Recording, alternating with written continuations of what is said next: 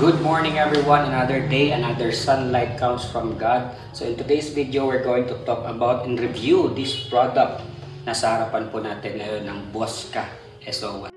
So dito po bubuksan na po natin ang box para makita po natin yung nasa loob.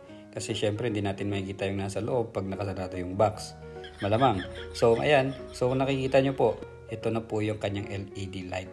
No, meron po siya kasamang bracket, pwede nyo pong luwagan, pwede nyo pong sikipan.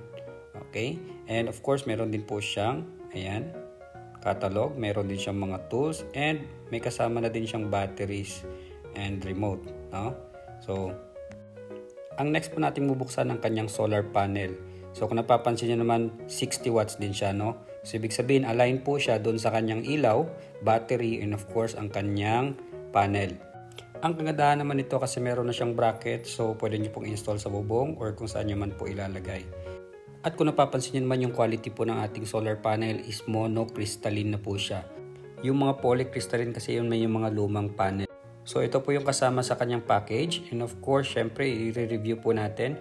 IP65 po, that means waterproof and dustproof na po siya. May kasamang remote na din and i-review po natin ang intelligent light control nito. Okay, so ayan, titingnan natin kung paano siya. Unang-una po, i-connect po natin yung panel at ilaw. So, nakapapansin nyo meron siyang ngipin. So, dapat isakto lang po natin ang paglagay. Okay, para gumana po yung auto niya. So, that means, pag in-auto na natin, ayan, gagana na yan. And sa demo na to, inilawan ko yung panel.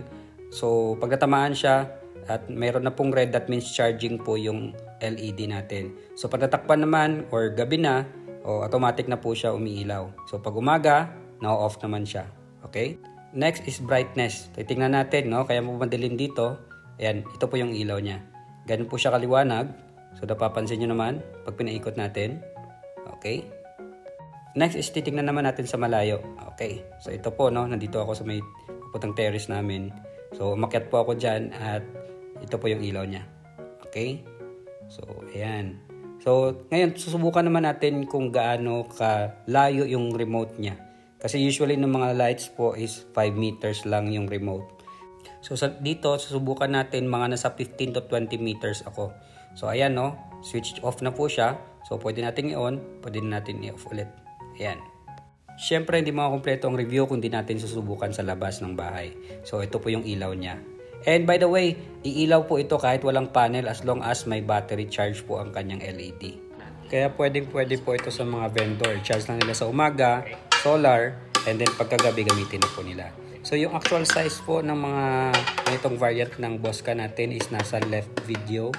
And nasa ilalim naman, yan po yung quality. Naka-aluminum na po siya. Mataas din po ang battery capacity niya. And of course, syempre pag mataas yung watts, mas mataas din po yung battery capacity. Meron po siyang 5 years warranty and 30 days replacement. And sa video na to, inon ko po silang lahat, no? And meron po siyang increased brightness. Diba kaninang maliwanag na po pero pwede nyo po siyang paliwanagin pa. At pwede nyo pong iset ng timer ng 3 hours, 5 hours, or 8 hours para kusa na po siyang mag-off. If you like this kind of video, consider subscribe and like our channel to support.